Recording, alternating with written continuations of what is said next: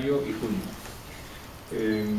Muchas veces uno se sorprende de que estemos presentando el resultado de una forma muy divulgativa y muy bien presentado de investigaciones arqueológicas, trabajo de campo, que hace una institución política administrativa. O sea, al fin y al cabo no es una institución académica, y es sorprendente, ¿no? Estamos tan acostumbrados a que el Cabildo de Gran Canaria, supuestamente, y en este caso ahora efectivamente, impulse las investigaciones arqueológicas, que no nos sorprende. Esto seguramente en otros contextos sociales y culturales sorprendería que una institución político-administrativa esté haciendo lo que está haciendo. Y nosotros, lógicamente, estamos muy agradecidos a Javi Velasco de la Unidad de Patrimonio, y hoy va a estar también Llurena Naranjo Mayor con nosotros, que tiene un problema de afonía, y su directora de tesis, la profesora Amelia Rodríguez, profesora titular de Prehistoria,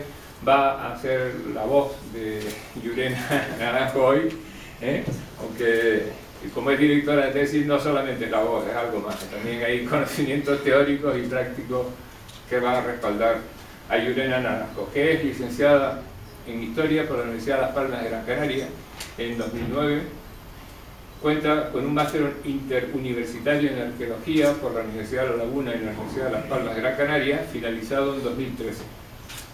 Actualmente está realizando su tesis doctoral con la profesora Amelia Rodríguez sobre los materiales de molduración en la isla de Gran Canaria en su etapa pre-europea, gracias a la obtención de una beca de formación de personal investigador del Ministerio de Economía y Competitividad.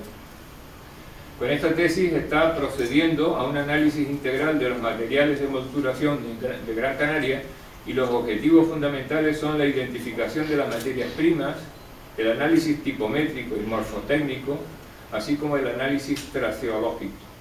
Para este último punto ha realizado una estancia en la Trent University en Ontario, Canadá, con una de las mejores traceólogas de este campo, la doctora Laure Dubril.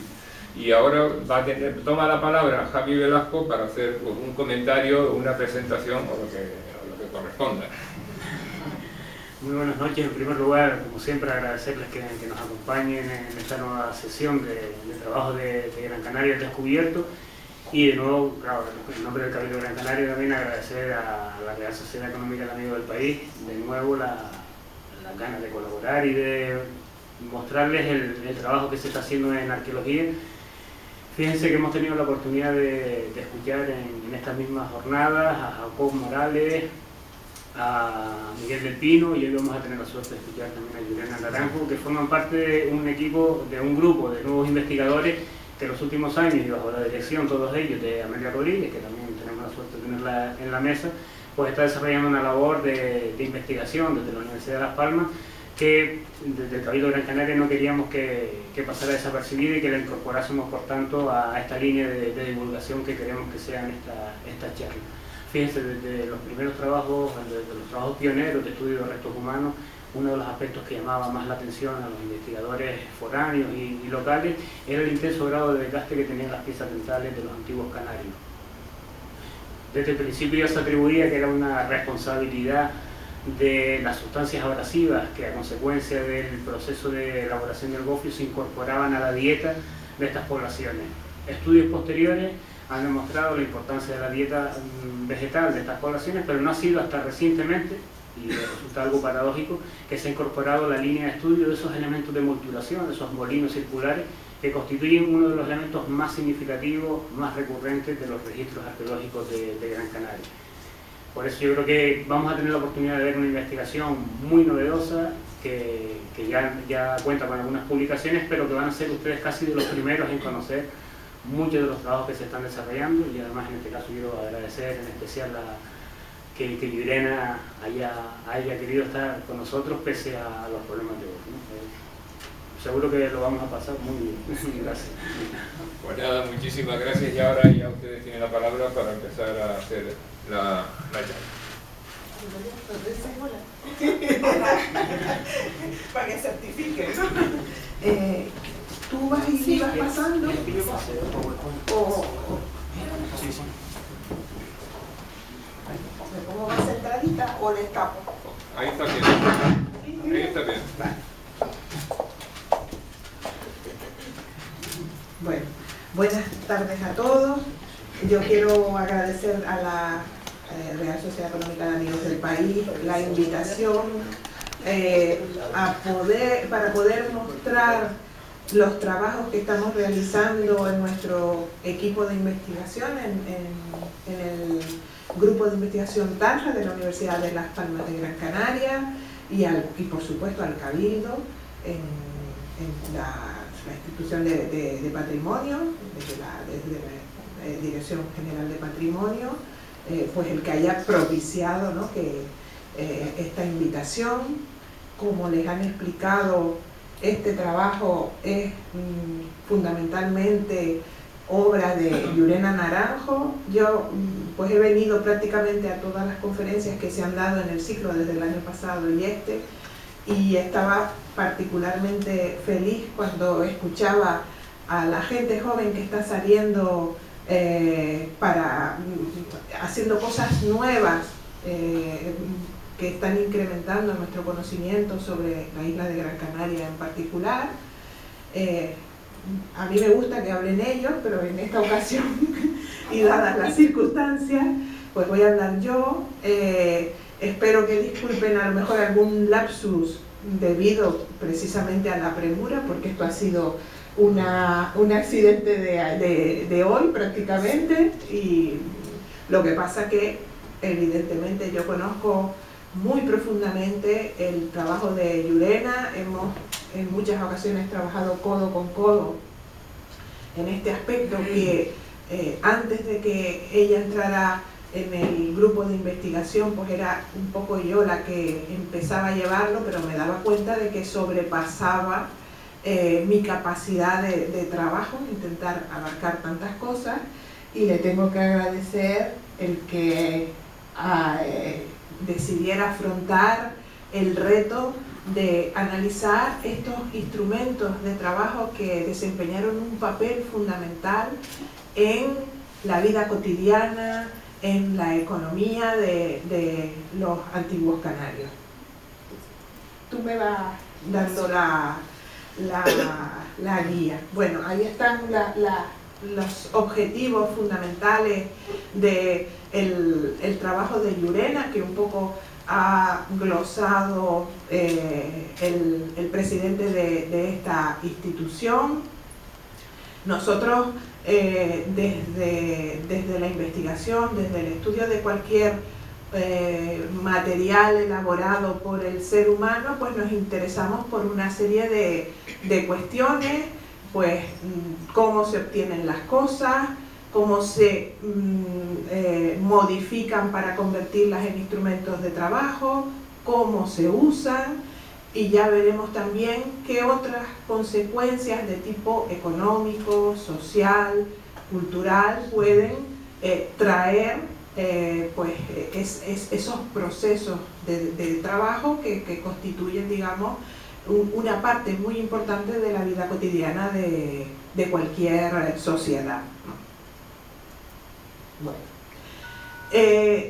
Los materiales de molturación, es decir, los molinos, la molinería, tuvo un papel primordial en la vida de los antiguos canarios, porque nosotros sabemos, gracias sobre todo de una manera precursora a los estudios bioantropológicos que determinaron que la dieta de los canarios estaba constituida de una manera esencial por alimentos de origen vegetal y fundamentalmente cerealístico, por una parte. Luego también, cuando Jacobo Morales empezó a trabajar, pues encontró, digamos, esos cereales, los supo identificar en los yacimientos arqueológicos, y esos cereales necesitaban de unos procesos de modificación para hacerlos más digestos, entre comillas.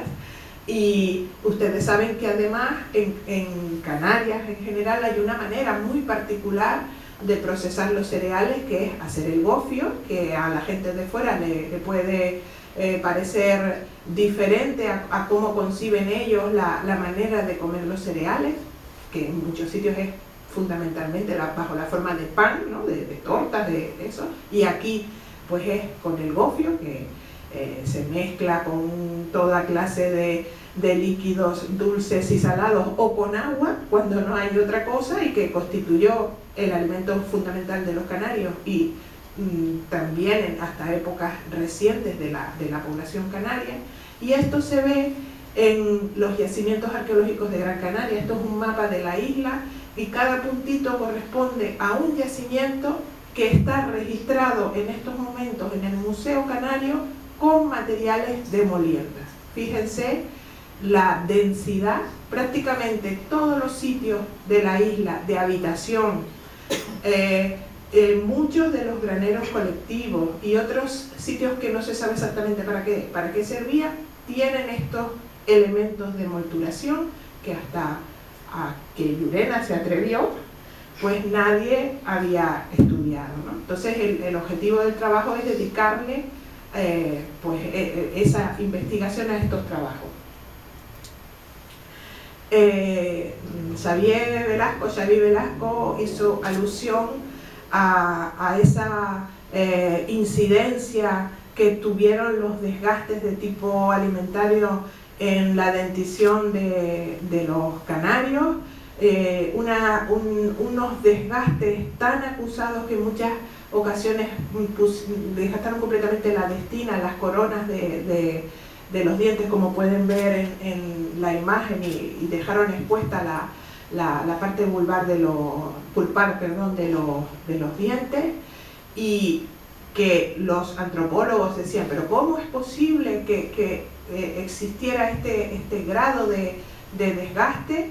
Ellos mismos propusieron que a lo mejor el uso de los molinos, el desgaste de los molinos iba añadiendo de manera paulatina pues piedrecillas, materiales abrasivos al propio alimento, y ahora verán por qué en el caso de Gran Canaria es tan espectacular esta situación en comparación con otras sociedades coetáneas o más antiguas o más modernas que también han basado su alimentación en los cereales, pero que tenían otras maneras de procesarlo diferentes. Bueno, pero vamos a empezar un poco por el principio, y el principio es que nuestro trabajo, independientemente de la constatación de que prácticamente en todos los yacimientos arqueológicos había molinos de mano, es que hemos tenido la suerte de localizar en Gran Canaria un tipo de yacimiento muy particular que no existe en ninguna de las otras islas y que se localiza en algunos lugares del Mediterráneo muy específicos, y que son las canteras de molinos de mano, es decir, los lugares donde se extraía la materia prima para fabricar los molinos de mano circulares.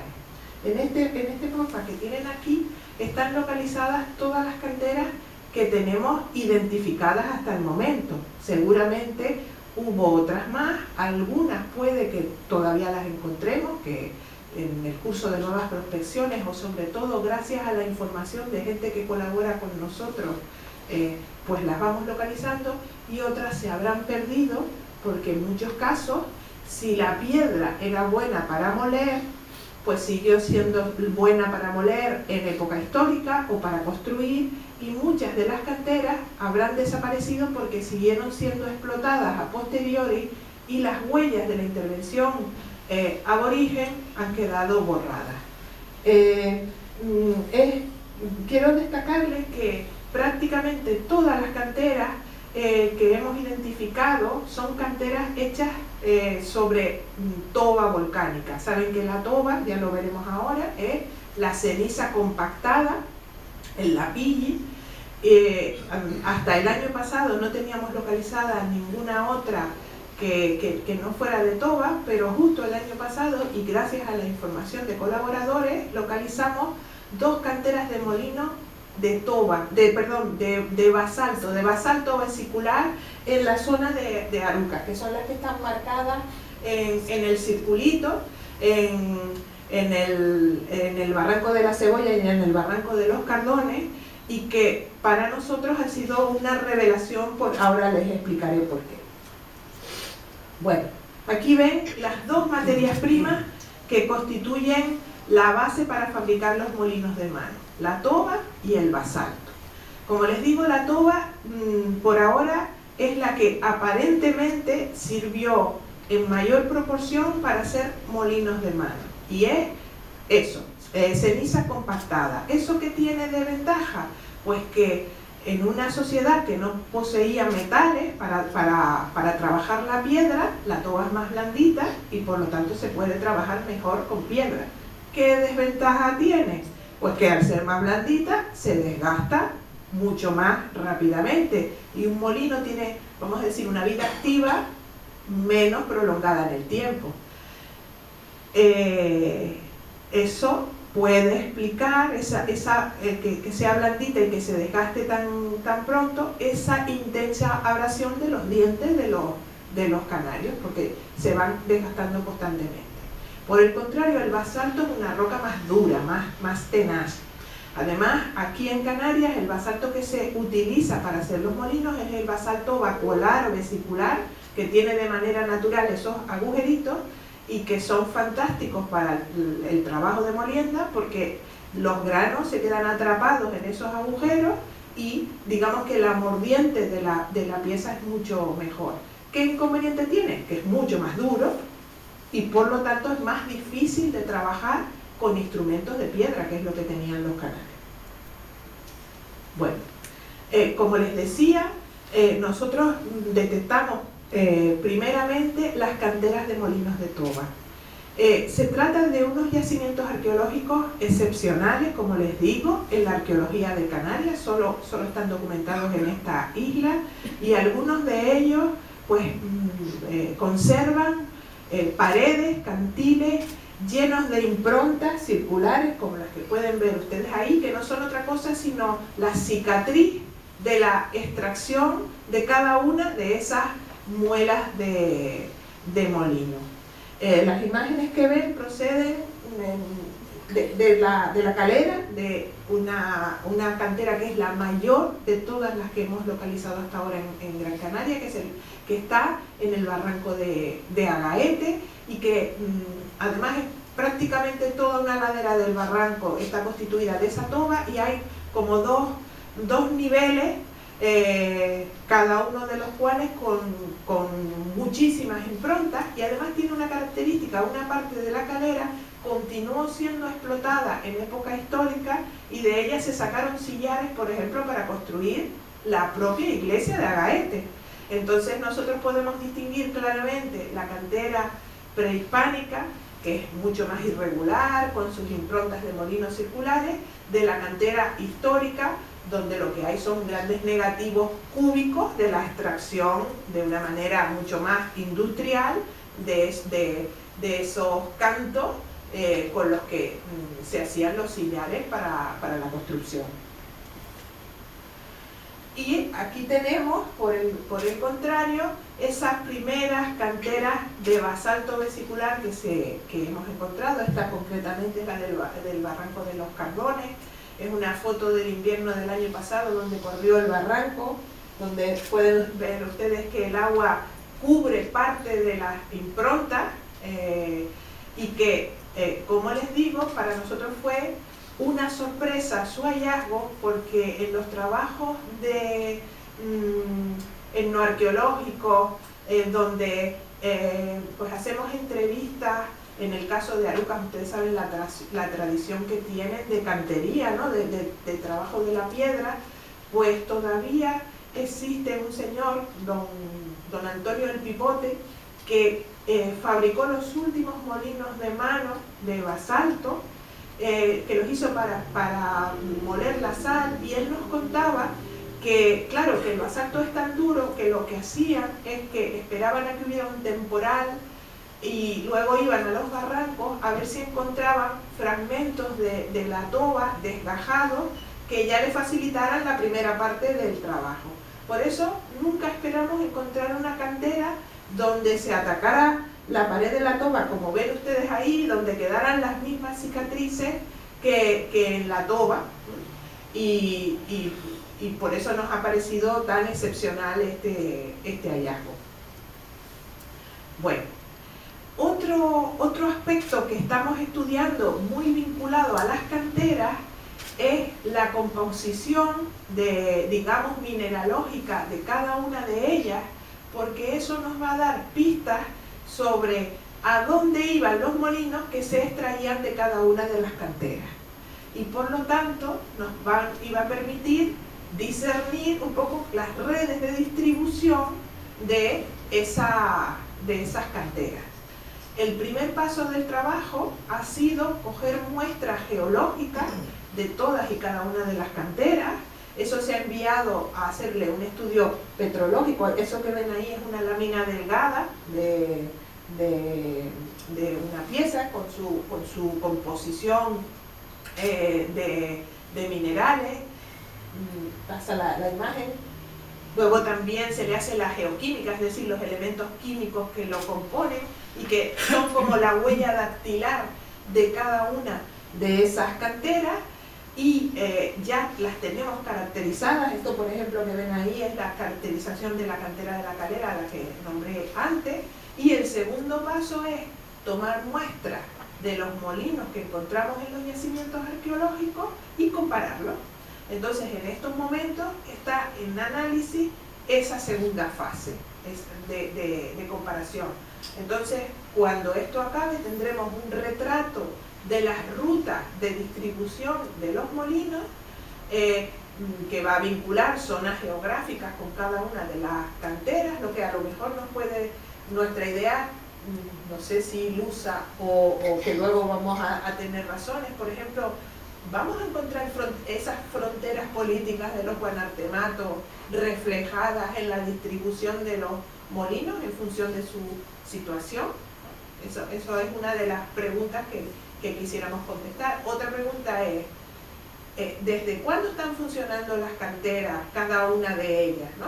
Eso lo podemos ver en los yacimientos. Nosotros excavamos una cantera de molinos, concretamente la que está en la Montaña Quemada o Colorada, en la isleta, que se ha conservado milagrosamente allí gracias a que es espacio militar.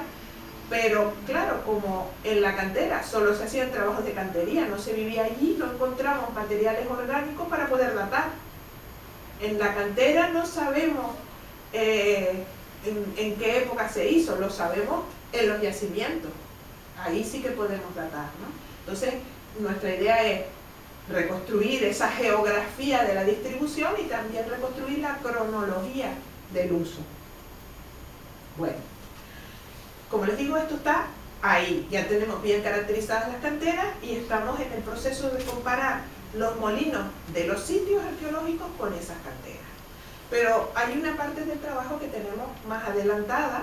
Perdón, yo siempre estoy hablando en plural porque nuestro equipo, Llurena es la cabeza del equipo, pero ya verán que este trabajo exige la colaboración de más personas, ¿no? Entonces, la parte que hay más adelantada es precisamente la vinculada a los trabajos de extracción y configuración de esas muelas de molino, ¿no? Y vamos a ver un poco esos pasos para que ustedes se lo puedan imaginar. Una de las primeras ideas que queremos transmitirles es que el trabajo de la cantera fue un trabajo intensivo. Se le dedicó muchas horas de trabajo. Trabajaron muchas personas durante mucho tiempo. Fíjense en la imagen. La parte del cantil, de la ladera natural y cómo está completamente rebajado, cómo se ha comido una parte muy significativa de ese cantil con el trabajo de extracción de las muelas. Además, por ejemplo, en La Calera, pues hay como más de 300 metros lineales de cantil. En algunos casos se llega a 6 metros de altura, es decir, ellos tuvieron que construir hasta andamiaje para llegar a las partes más altas. Eso indica un trabajo intensivo por parte de los obreros, de los canteros que estaban allí. En nuestro trabajo, la observación detallada de los negativos de las improntas que han quedado en las canteras, pero también de los residuos de aquellas muelas que se les rompieron durante el trabajo, ¿no? De sus fallos tecnológicos, de los cachos de los instrumentos de piedra que usaron para extraerlos, que evidentemente se les rompían porque era piedra contra piedra, ¿no? Todo eso es lo que nos ha permitido reconstruir esos procesos de trabajo. Fíjense, aquí tienen en la imagen una fotografía y unos dibujos de los picos de los canteros. Esos picos nos están indicando también un trabajo especializado. Elaborar un pico de esas características necesita mucho saber hacer, como dirían los franceses, mucho savoir-faire, mucha experiencia tallando. La imagen que tienen abajo con la flechita nos indica, gracias al estudio que hicimos en la excavación de la cantera de Montaña Quemada, que hicimos remontajes que nos permitieron, como si fuera un puzzle, ir viendo cómo se iba configurando el pico, pero también cuando se les rompía el pico por el trabajo, cómo no lo tiraban, sino que volvían a cogerlo, volvían a retallarlo y le volvían a crear una parte activa para seguir aprovechándolo hasta el final, y eso nos vuelve a hablar de un trabajo especializado. Los canteros eran buenos picadores, buenos conocedores de cómo se comportaba la toba para que no se les cayera encima, porque muchas veces llegaron a ser auténticas oquedades con improntas hasta en el techo, y sabían como el trabajo de la construcción de cuevas artificiales, ¿no? Pero es que también sabían fabricar sus instrumentos de trabajo y repararlos sobre la marcha. Entonces vamos a ver qué fase de configuración tenían en la cantera.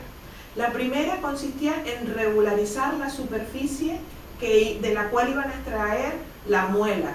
Ustedes imagínense que al quitar una muela se quedaba un negativo, eso había que volver a regularizarlo para poder seguir sacando muelas. Fíjense en esa imagen todas esas ondas que son del picado, de lo continuo, ¿no? De las partes activas de los picos, y lo bien que se conservan en la actualidad, ¿no? Hay otras canteras menos conservadas, por ejemplo la de Montaña Quemada está expuesta al alicio y al mar y estaba muy colonizada por líquenes, eso, pero esta está en un estado de conservación excepcional. Luego se tenía que configurar, ¿no? el círculo, y se iba haciendo un picado que iba profundizando de manera paulatina en la toba, destacando la preforma del molino. Fíjense cómo quedan marcadas las huellas del trabajo de los picos, lo sistemático que es. Aquí en esta parte se ve marcada en azulito, ¿no? Esos negativos que indican un trabajo sistemático, como quien dice, acertaban.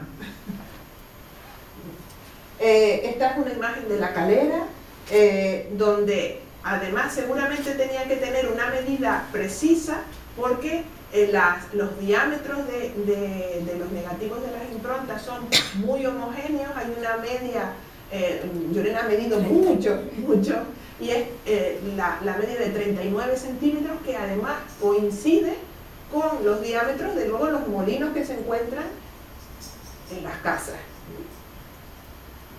Bueno, ese surco se va profundizando de manera paulatina con los picos. Al principio el pico tiene que incidir en un ángulo de 90 grados, pero a medida que se profundiza, pues se tiene que ir inclinando, ¿no? Para ir también como haciendo una especie de afornilando el negativo para que sea más fácil su extracción. Y luego viene el momento más crítico, que es el de la extirpación de la preforma. Para eso tenían que en la parte superior, normalmente siempre, hay algunas en otros lados, pero lo más común es que sea en la parte superior, tenían que hacer un hueco mayor de manera que hubiera el espacio suficiente para poder golpear, para poder atacar la parte trasera de la preforma y que digamos, saliera bien. Algunas veces no salía bien, ¿no? Y nos encontramos los negativos de fallos en en la extracción. Una vez que se tenía, digamos, la torta, entre comillas, había ya que terminar la regularización de todas las superficies con picado y luego con abrasionado de la superficie. La única superficie que no interesaba que estuviera lísita y regular era precisamente la que iba a estar en contacto con la otra muela, porque ahí se necesitaba lo contrario, mordiente. Yo no sé si ustedes han visto molinos tradicionales donde uno de los trabajos de los molineros regularmente es picar la muela, porque por la fricción constante de las dos muelas de piedra entre sí, más el cereal, se va desgastando, se va llevando material y suavizando. Entonces hay que volverla a picar para que vuelva a morder y que vuelva a moler convenientemente. Y la última fase es hacerle el orificio del centro, ¿no? Ustedes saben que un molino de mano se compone de dos piezas, la inferior que no se mueve y la superior que es la que rota, y normalmente hay un vástago en el centro que es la que las une, ¿no? Ahí hay la experimentación. Bueno, todas estas cosas que se observaron en la cantera, nosotros intentamos verificarlas por medio de la experimentación. Para ello, y después de obtener el pertinente permiso de la Unidad de Patrimonio del Cabildo, trabajamos en una cantera histórica ya hoy fuera de uso, pero que está muy cerca de una prehistórica, de manera que estábamos seguros que íbamos a trabajar con la toba con las mismas cualidades que la que tenían los canarios. Y iniciamos un programa experimental donde la primera fase evidentemente fue fabricar los instrumentos de piedra con los que extraer eso. En esta ocasión nos ayudó Jesús Tapia, que es el chico que ven ahí, que es un tallador excelente, compañero de la Sociedad Aranzadi del País Vasco, y que porque necesitábamos un chicarrón del norte para poder tallar esos basaltos tan duros.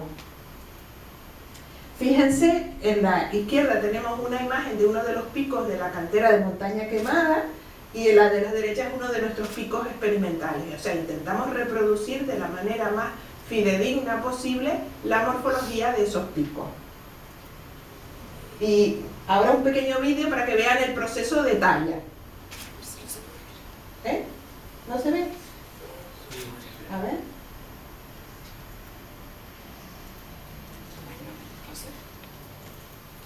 No sale, pero normalmente, a ver, es que vale la pena que vean un momentito. La verdad que no sé si me estoy pasando de tiempo.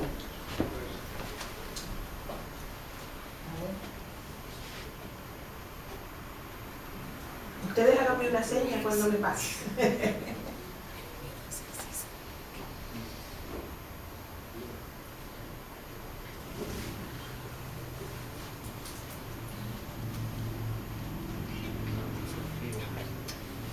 ¿No sale?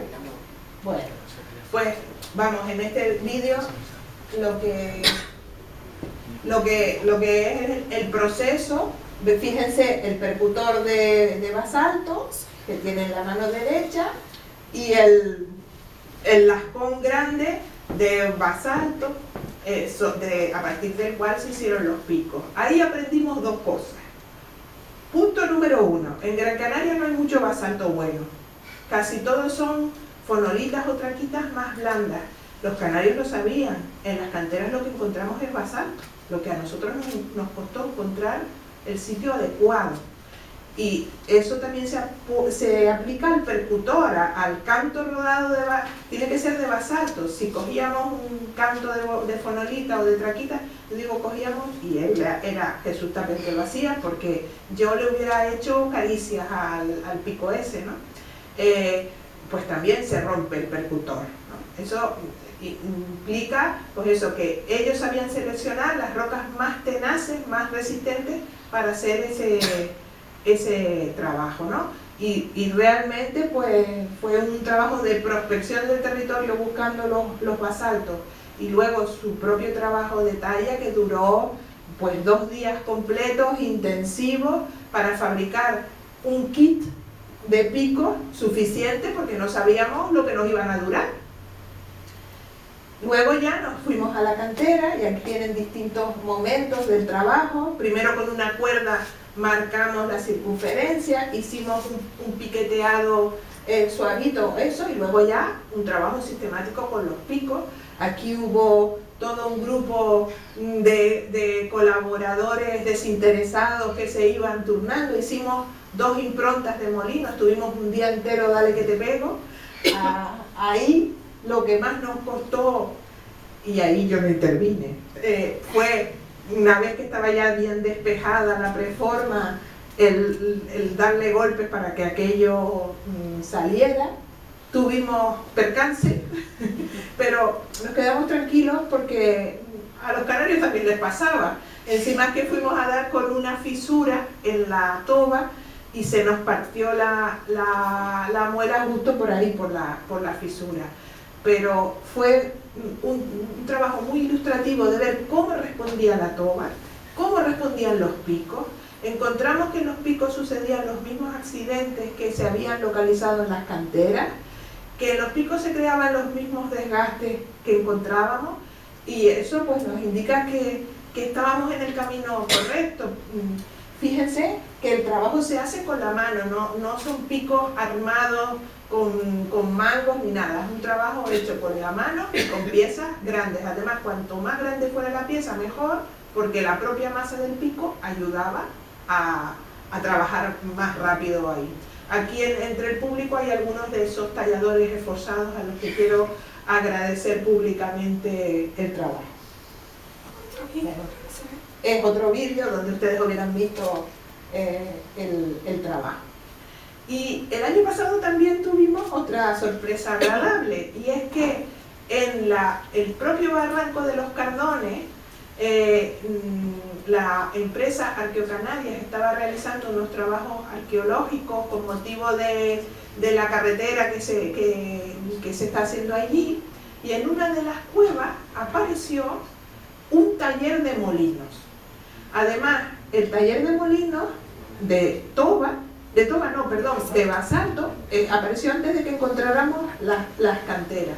Y luego ya nos imaginábamos a aquellos canarios en el fondo del barranco sacando el boloncio de basalto, cargándolo barranco arriba hasta llegar a la cueva para terminar de hacer el molino en la cueva. ¿Cuántos kilos tenemos de desechos?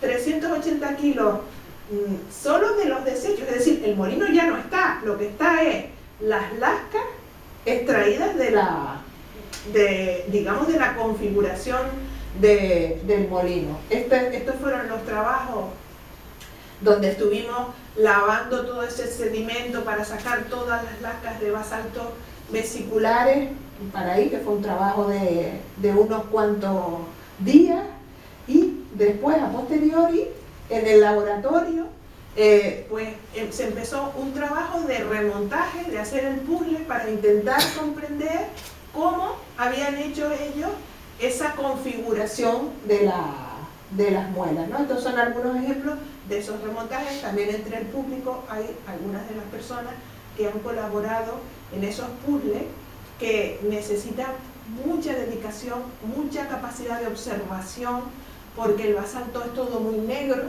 y sin embargo el lograr identificar, vas a ver, esto remonta con esto, esto pega con esto, es un trabajo no de chinos, sino de canarios en este caso, pero muy meritorio, ¿vale? También en esa cantera nos encontramos las masas rotas, ¿no? Que nos están indicando el esfuerzo importante que se hacía, la fuerza que se necesitaba para ello.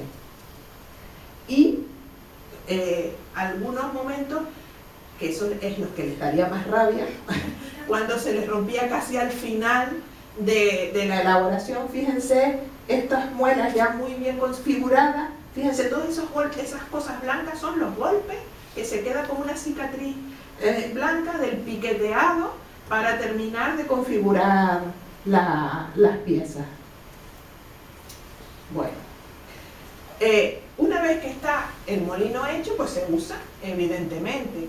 Una parte del trabajo de Llurena es el determinar por las huellas de uso que quedan en las caras activas de los molinos, ¿para qué sirvieron?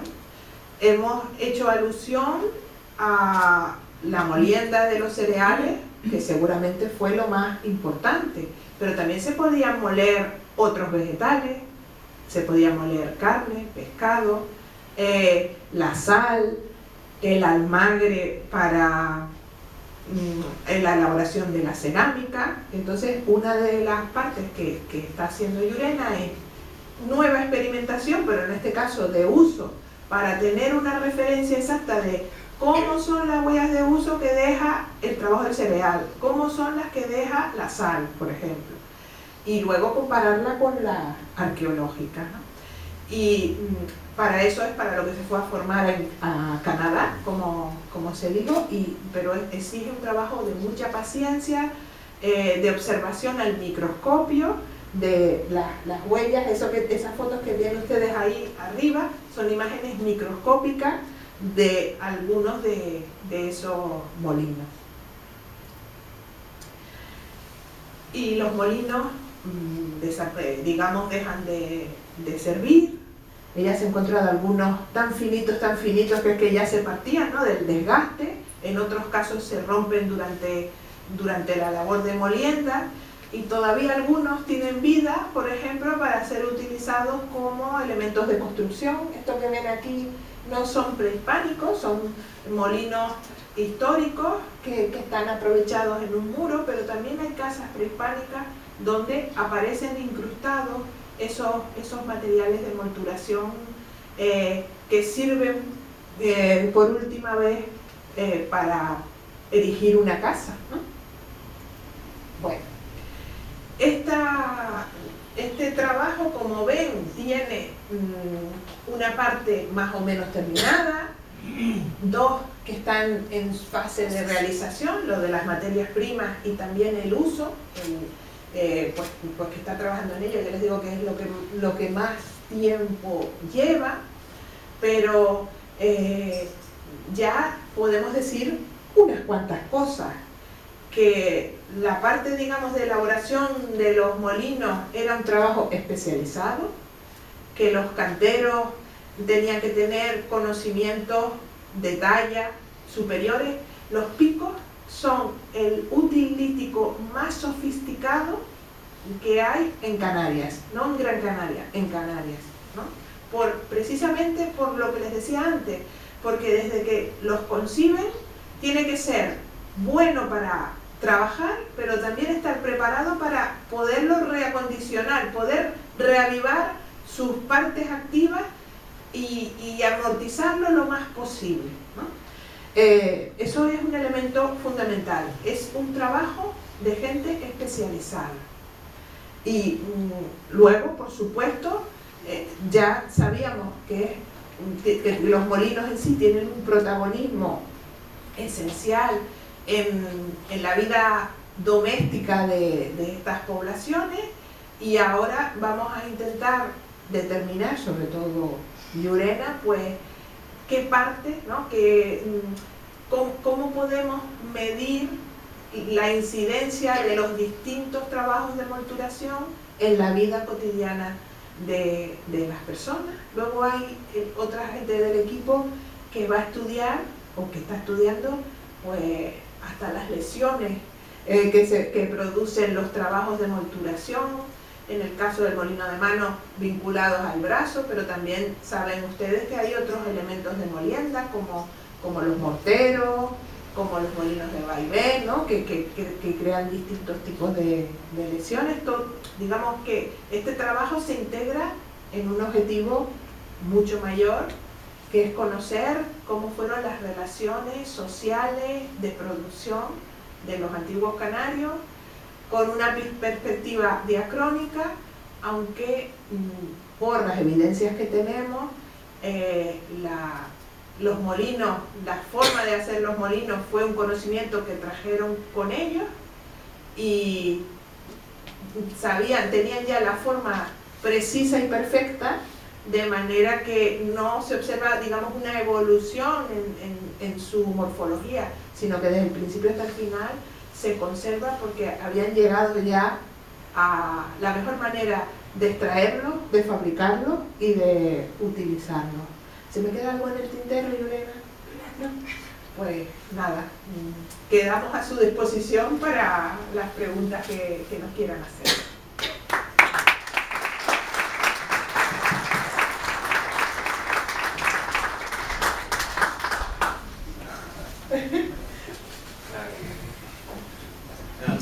Muchas gracias. Hemos tenido hoy a dos investigadoras por el precio de una. O sea que, muchas gracias por venir. Si todos los directores de tesis pudieran estar en exposiciones de los que hacen las tesis, estarían todos los que hacen las tesis muy contentos. Así que, debido a la afonía, ha sido estupendo. Así me imagino que habrá preguntas. Y yo quería hacer una pregunta concreta. Vamos a ver. Donde yo vivo, cuando en cada casa prácticamente había un molino de estos, ahora en época reciente, que usábamos para hacer el fangoyo. Bien. La pregunta es la siguiente: ¿esos molinos en qué medida son heredados de los aborígenes? ¿O cuáles fueron también a vez construidos en época reciente, siglo más o menos el 18, 19, 20? Y si al emplearse técnicas, por ejemplo, metales, hay en esos yacimientos restos de esos metales. No sé si mi pregunta ha quedado clara. A ver, está claro que el molino de mano circular, en el caso de Canarias, es una herencia de época prehispánica, aunque ustedes saben que se ha usado en otros sitios. Los molinos de mano circulares no está muy claro quién los inventó. Hay una propuesta que fueron los íberos, precisamente, allá por el siglo VII antes de Cristo. En Oriente hay otros tipos de molinos circulares, pero distintos, más pesados, más que no son de mano, vamos a decir, ¿no? Y que cuando llegaron los romanos a la península ibérica, vieron las prestaciones que tenían, los incorporaron a sus ejércitos y ellos fueron los que los expandieron por todo el Mediterráneo. De hecho, como les decía, hay canteras de molinos de mano en la península ibérica, Baleares, en el norte de África, ¿no? que nos indican esa expansión de esa tecnología. Aquí, evidentemente, pues es la herencia de esos canarios que ustedes saben que provenían del norte de África. Nosotros en las canteras, la única manera que tenemos de distinguir si se trata de molinos extraídos en época prehispánica o si se trata de acciones más recientes es lo que les decía al principio. Los de época prehispánica, pues se incide en la roca algunas veces de una manera muy grande porque fueron siglos, ¿no?, de explotación, pero uno ve esas improntas que siempre se quedan como con formas irregulares, mientras que cuando tú ya tienes instrumentos metálicos, ustedes piensen en cuñas de metal, que luego con masas de hierro pues se iban introduciendo en la roca, se deslascaban, lo que nos encontramos son unos negativos cúbicos muchísimo mayores. De todas maneras, y luego evidentemente en épocas ya mucho más recientes pues se utilizaba barrenos y demás. Entonces, un molino de mano circular de basalto, pues en muchas ocasiones puede ser indistinguible el prehispánico del histórico, porque el diámetro es el mismo y responde a la capacidad que la fuerza de un brazo puede dar. Más grande es que tienes que ser una superwoman o un superman para poder manejar eso, ¿no? Luego ya están los molinos de sangre, ¿no?, que llevaban animales o de agua, eso, pero los de mano son prácticamente indistinguibles. Lo que sí que ya no se siguieron haciendo es molinos de toba, por lo que decíamos antes, porque se destruyen mucho más, ¿no? Entonces, prácticamente todos los molinos históricos, tradicionales, etnográficos son de basalto, que eso también están en las otras islas, ¿no? La única isla que tiene estas canteras espectaculares es Gran Canaria y son los de toba. Entonces, ahí muchas veces hay alguna tipología que puede que sea solo histórica, como hay algunos molinos que la muela inferior tiene como un rebaje que nosotros no hemos encontrado todavía en yacimientos arqueológicos, sino que están documentados etnográficamente, ¿no? Que es una variante, pero también en muchas casas existían esos molinos. De hecho, Llurena, en esa parte que yo les decía de la experimentación, pues también ha trabajado con molinos etnográficos para ver las huellas de uso que se crean. Tenemos un pequeño problema, y ustedes dirán, pero qué pijo. Y es que en Gran Canaria, fundamentalmente, desde el siglo XIX, el cereal más usado para hacer gofio ya no es ni el trigo ni la cebada, que eran los que usaban los canarios, sino el millo. Entonces, a lo mejor las huellas de uso que deja el millo son diferentes y nos cuesta más encontrar un molino que nosotros sepamos fehacientemente que solo han molido cereal, ¿no? Los de que han molido almagre son fáciles, porque están rojos del almagre. Los de sal todavía no hemos encontrado a alguien que nos diga, este molino lo usaba yo solo para la sal. Sí que hemos encontrado a la persona que los hacía, es decir, todavía en el siglo XX, y no sé si los primeros años del XXI, porque Antonio el Pipote es un señor que ya está jubilado, aunque nos hizo una demostración del uso de las masas de metal con una sola mano, una que yo no podía levantar ni con las dos, para regularizar una superficie que nos dejó fascinados, ¿no? Eso, ustedes saben que en Arucas hay un museo del labrante, con muchos testimonios y muchas cosas que si les gusta ese mundo, se los recomiendo vivamente, ¿no? Pero una vez que tú regularizas la superficie del molino, pues ya cualquier huella que te pueda indicar el uso de un útil de metal se borra, ¿no?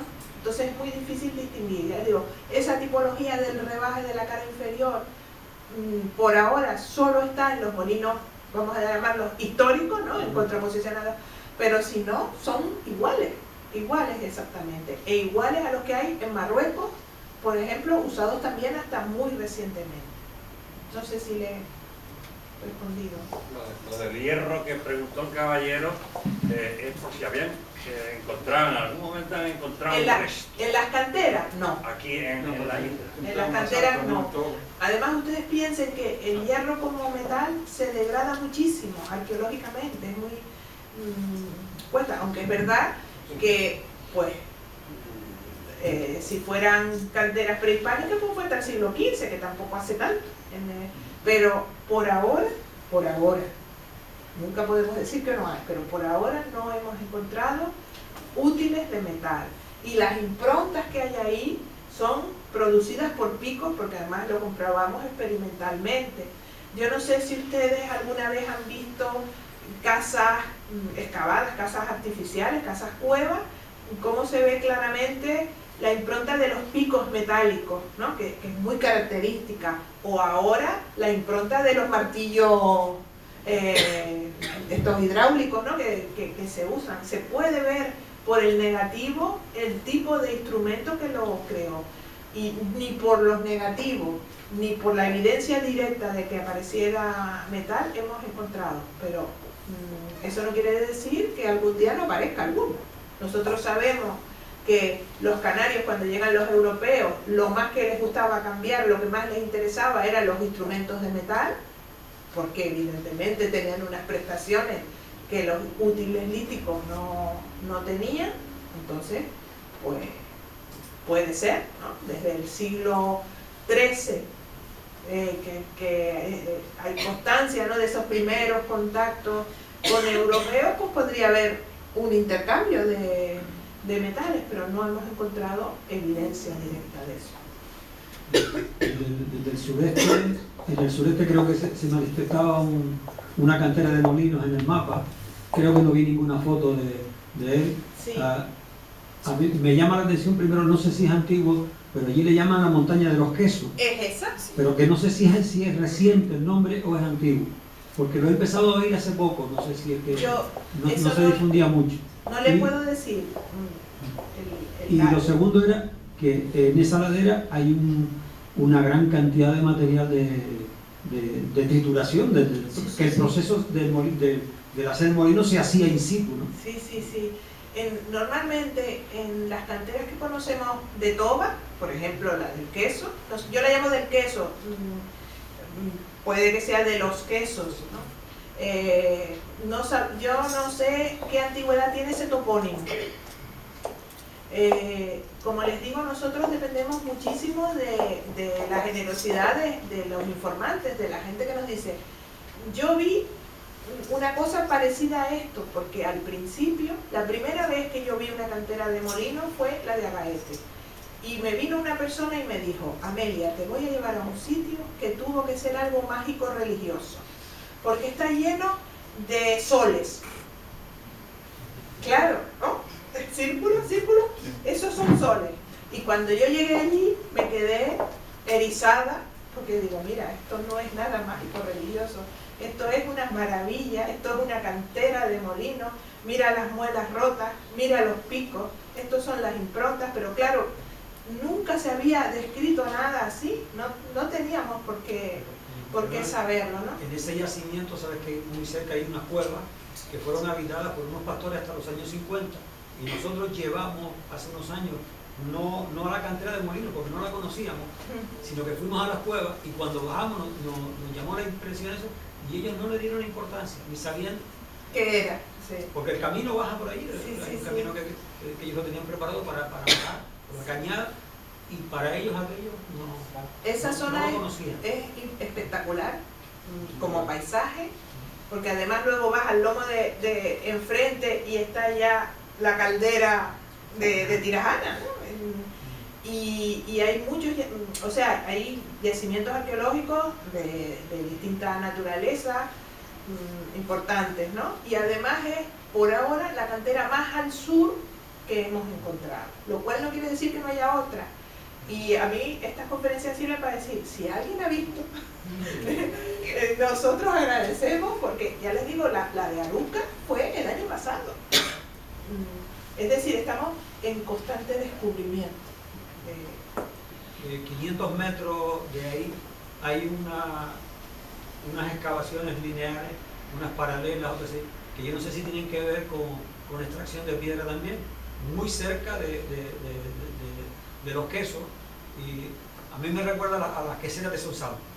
No tan espectaculares, pero sí con medio metro de ancho y medio metro de profundidad, y algunas con más de 10 metros de largo, y todas coinciden en un frente de toba horizontal. Hoy afortunadamente están soterradas con el material de rocío, con el carboncillo viviendo encima y tal, pero para yo eso no lo he visto. Yo me imagino, Javi, que lo conocen, ¿no? Y es muy parecido a lo que está apareciendo mucho en Lanzarote, sobre todo que se ha publicado alguna cosa reciente. En Santa Lucía. La Escandón para arriba. Perdona, que estaba primero... Hombre, nada, me felicitar a la señorita por atreverse a meterse con cosas técnicas y geológicas, que es más complicado. Efectivamente, ella está dando una descripción geográfica y es preciosa porque nadie conoce eso. A ver. Bueno, bien. ¿Yo? No, Perdón. uno de los dos, el que quiera. Felicitarle por su intervención. Ahí me lleva, yo siempre me intento poner como si fuera una película, ¿no? Entonces está el cantero tallando la pieza, ¿no? Yo digo, bueno, ¿y cómo me llamó la atención el tema del taller, los talleres de molino, ¿no? Una vez que cogen la pieza, vale, lo llevan a un taller, pero no, parece ser que no en todos los lugares hay talleres, ¿no? Entonces, vale, me llama la atención cómo cogen la pieza y después el transporte, ¿no? Eso tiene que pesar bastante y cómo lo hace, ¿se lo ponen al hombro o qué para transportarlo, ¿no? Y después otra cosa que me llama la atención para terminar es si el tema de las piezas dentales con el desgaste considerable, yo siempre me he preguntado, bueno, y no siendo conscientes ellos de que las piezas se les desgastan por las piedrillas que puede haber en el molino, no pudieron elaborar un sistema de colador que esas piedrecitas se quedaran ahí, o eran casi como que no se veían, ¿no? Entonces me llama la atención una sociedad que evoluciona en ese sentido. El tema de las piezas dentales, perderlas por un molino, la verdad es que, no sé. Juliana, ponle donde se ve la microfotografía de los dientes que es la anterior. Ahí. La verdad, yo desde aquí lo veo eso. Esto de ahí es una microfotografía de la superficie de un diente. Todas las rayitas que hay son estrías provocadas por la abrasión y son microscópicas. Es decir, eso está tomado a 200 aumentos. Eso no se puede percibir. Yo no sé si ustedes se acuerdan, porque yo ayudaba a mi madre con las lentejas, ¿no? A quitar las piedritas grandes de las lentejas. Eso lo puedes quitar. Pero luego hay un polvo que es imposible de eliminar. Y ese polvo, a nivel microscópico, es el que produce, bueno, a lo mejor Xavi me corrige, pero es el que produce el desgaste, pero es algo que no se puede evitar, aun cuando uno sea consciente de que está ahí. No hay manera de separar, en este caso, el polvo del cereal, ¿no? Eso es así, ¿no? Y luego, con respecto a lo que dice de cómo lo hacían, yo también, nosotros nos preguntamos, primero porque como hemos hecho la experimentación, sabemos el trabajo que cuesta. Y sobre todo cuando apareció el taller de molinos en Arucas nos sorprendió mucho, porque hasta ese momento pensábamos que el proceso de configuración de las muelas se hacía casi todo en la propia cantera. Por ejemplo, en la cantera de La Calera nos aparecen algunas muelas de molinos que se rompieron al final, cuando estaban haciendo el orificio central. Pero por ejemplo en Montaña Quemada, ninguna de las muelas que hay rotas tiene el orificio central. Y yo me acuerdo que decíamos, pues será que se llevaban la muela a otro sitio y ahí en ese otro sitio donde hacían el orificio, o que eran tan buenísimos que no se les rompía nunca haciendo el orificio, cosa que dudo, porque es una parte delicada del trabajo, ¿no? Entonces, cuando apareció el taller, pues encontramos ese otro sitio, en ese contexto específico. Pero ya les digo que hay ejemplos donde en la propia cantera se hacía todo el proceso, y en otros no. Y efectivamente, esos canarios cargando esas piedras barranco arriba, aquí también hay entre el público gente que tuvo que cargar piedra para la parte del análisis geológico que les dije antes, ¿no? Y que no hay camino. Es decir, pues es una cosa esforzada. Pero no piensen ustedes en los molinos. Los molinos, después de todo, pues sería un boloncio así, pues ¿cuánto podría pesar? ¿Qué molino más pesado tienes de muela y urena de toba? No, o de basalto. De basalto hasta 30 kilos ya hecho. Imagínense antes de terminarlo de hacer. Pero imagínense ustedes los sillares de muchas de las casas que hay. ¿Cómo transportaban eso si aquí no había animales de carga? El trabajo. Yo, me van a permitir que les haga una extrapolación a otra isla, pero fue el primer sitio donde yo lo pensé. Ustedes saben que la isla de La Gomera, la montaña más alta es el Alto del Garajonay, y justo en la punta de arriba hay un ara, hay un altar de los antiguos gomeros. Y cada piedra de ese altar es así. Y yo digo, tenían que ser gomeros. Subiendo piedra para arriba, porque es que no había ningún sitio de arriba para irla rodando para abajo. Es que la tuvieron que subir. Y pues yo me imagino que se ayudarían de cuerdas, unos tirando, otros con palancas abajo para evitar que cayera, pero... ¿No usaban la rueda? No.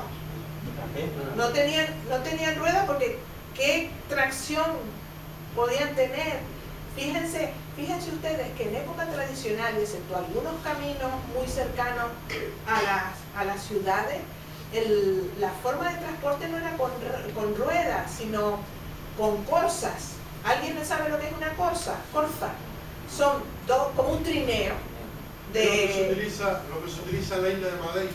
Por ejemplo, ¿no? Es decir, una rueda en Canarias solo tuvo sentido cuando se hicieron carreteras. Ni siquiera los caminos reales, muchos caminos reales te permiten el uso de ruedas, porque cuando ese camino real va bajando una ladera de un barranco con escalones, no te permite. Entonces lo que se usaban eran las corzas, que eran eso como un trineo, como dos grandes maderos atados, y sobre eso se cargaba y luego iba las caballerías tirando de ellas, ¿no? Pero los canarios no tenían caballerías. Yo no dudo de que a lo mejor pudieran tener algún tipo de trineo en ese sentido que les digo, de ir tirando de ellos y alguien por detrás para que no se fuera para atrás, ¿no? Pero realmente eso exigía un esfuerzo físico fundamental. A ver si cuando venga Jonathan Santana, que es otro miembro del equipo que ahora está con un contrato en Ecuador, hizo su trabajo sobre los marcadores de actividad física en los huesos, pues él encontró que los hombres canarios, los varones, desempeñaron trabajos que exigían un gran esfuerzo físico, sobre todo en la parte de las extremidades superiores y todo lo vinculado al movimiento, entre otras cosas, por llevar cargas, ¿no? Imagínense eso, una sociedad sin animales de carga. Yo visité, perdón, Sí, adelante. enhorabuena porque ha empleado una palabra que suena preciosa, es afonilado. Preciosa además, bonito. En la cañada de los gatos, en Mogán, y estuve el otro día en las Cuatro Puertas también. Y es curioso porque en la visita, en las Cuatro Puertas nos mostraron una dentición, un estudio que han hecho también de una degeneración molar, como un agujero que explican que era del trabajo, del labor que hacían con vegetales para hacer cuerdas. Y ciertas molares en las mujeres, sobre todo, había unas deformaciones con unas ollas que se producían. Pero yo quiero una pregunta que me llama la atención y que siempre desde que era pequeño viví en Telde, la forma de hacer los muros secos, que es increíble la perfección que había para retener esos terrenos de platanera o de, y que ahora todavía se mantienen en pie, de terrenos que han quedado descalificados por la crisis de la inmobiliaria, que no se han podido, que muchas veces los fotografías con unos lagartos que aparecen ahí, pero yo digo una cosa, lo que vi en las cañadas, en las cañadas de los gatos o en cualquier población de los antiguos canarios, podría haber dado origen al manejo del conocimiento de la piedra, como lo conocían ellos, para cortar la toba y el basalto. Y a partir de la conquista se heredó la forma esa de hacer esos muros de piedra. O eso, bueno, no tiene que ver con el contexto con la construcción, pero es que es admirable con esos muros la perfección que tienen arquitectónica. A ver, yo creo que el ser humano se adapta siempre a las características de lo que encuentra. Los primeros colonos que llegaron aquí, esos que todavía no eran canarios, que solo cuando llegaron a Canarias, ¿no?, la llamaron Canarias y se convirtieron en canarios, ellos traían sus tradiciones tecnológicas.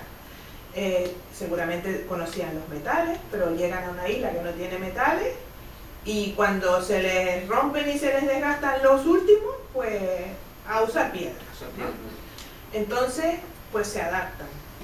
Pero las sociedades tradicionales, incluso hasta épocas recientes, también idearon muchas maneras de adaptarse porque no tenían.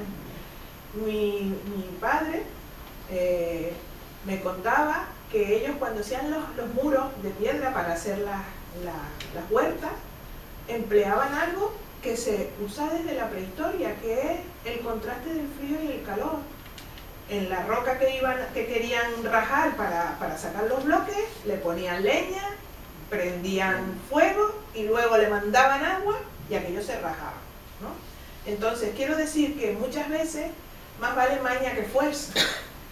Y ese es un saber que es muy difícil decir, que se hereda de los canarios, o que es algo que traen los europeos, o los moriscos que se traen en el siglo XVI y el XVII, o el esclavo negro de Guinea.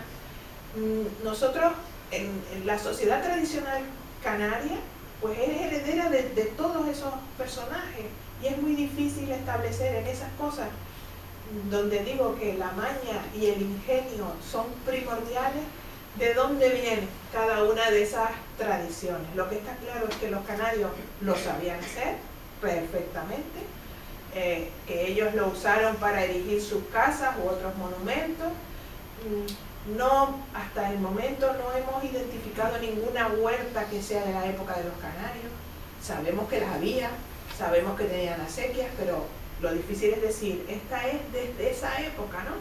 Porque, claro, el paisaje agrario se ha ido superponiendo, porque las mejores tierras han sido siempre las mejores tierras y se ha seguido explotando el mismo sitio, entonces es difícil. Yo creo que esa tradición pertenece al ser humano, no a ninguna cultura concreta, ¿no? Pero también se lo digo porque como no les sé contestar de otra manera. No, es que es curioso porque en Sudamérica, por ejemplo, Sí. hay una explicación sobre el Machu Picchu, Sí. que por la diferencia del mundo colombino, prehispánico y luego el resto, siguieron en pie y siguen en pie. Sí. Toda Sudamérica, toda Mesoamérica y Mesoamérica. Y son construcciones, son megalíticas clásicas, porque son las piedras son increíbles. Pero la construcción siempre, pues he estado en esos lugares, y lo veo muchas veces y digo, es increíble que pasan la mano en el muro y es perfecto. Pero es que aquí también. Hay No, y aquí estudios. me refiero, aquí también. Sí, hay estudios, por ejemplo, de Pedro Quintana Andrés, que es un historiador de época moderna, que tiene constatado el uso de casas de canarios hasta el siglo XVIII inclusive, conocidas como casas de canarios, la reutilización constante de esas casas. Y muchas estarán ahora tan modificadas por construcciones posteriores que casi no las vemos. No digamos las cuevas excavadas, pero yo me refiero a casas hechas con sillería, ¿no? Entonces, está claro que las hicieron muy bien y gracias a eso muchas se conservan pues en pie o semiderruidas por el paso del tiempo, porque uno sabe que cuando uno abandona una casa pues se estropea, pero está claro que tenían un saber hacer importante. Y enhorabuena, muchas gracias. Enhorabuena por la conferencia, porque nadie habla de estos temas y de... De las piedras no le interesan a nadie, solo a Lorena y a Sí, mí. interesa más lo que se cree. Sí.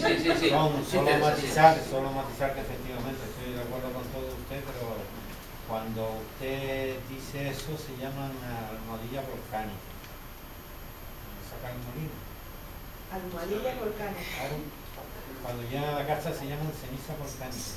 Ah, al lapillo. Estamos en amadores y en la lupa. Bueno, a ver, Javier. Una pregunta rápida nada más. Pero enhorabuena. ¿Pueden hacer una estimación de cuánto se tarda en elaborar un molino desde el momento en el que está trabajando la cantera hasta el momento que ya podemos decir que está listo para ser usado? ¿Se puede medir en un tiempo de trabajo, una inversión de trabajo? Sí, nosotros sí sabemos. Exacto, es que nosotros no somos especialistas. Lo que fue la extracción, tardamos, bueno, en un día, 8 horas sería, 8 horas. Una persona que sepa bien, pues a lo mejor en 2 o 3 horas lo hace, ¿no? Y luego hay que distinguir si es de toba o si es de basalto. Si es de basalto cuesta más, porque claro, la toba lo que hay que tener cuidado es que no se te rompa y hay que, digamos, dar con la clave del golpe para que se te deshaga, pero el molino, como hay que darle con toda tu alma, el de basalto, pues también hay que ser muy especialista para no romperlo por donde no sea, ¿no? Nosotros no somos especialistas, entonces tardamos eso. Una persona especialista seguro que tardaría mucho menos, pero la entidad de las canteras que conocemos indica que fue un trabajo continuado durante siglos, ¿no? Enhorabuena por la conferencia. ¿Alguna pregunta más para ya acabar? A ver, adelante. ¿Alguna pregunta? No pregunto en privado. Bueno, pues muchísimas gracias a la profesora Amelia Rodríguez de la Universidad de Las Palmas de Gran Canaria, Yurena Naranjo, y a toda la gente de la Unidad de Patrimonio, Javier Velasco, Juana Hernández y José Rosario. La próxima, que por cierto, que todo lo que tocan lo vuelven interesante. Así que la verdad es que son charlas fantásticamente bien hechas y interesantes. La próxima será en abril.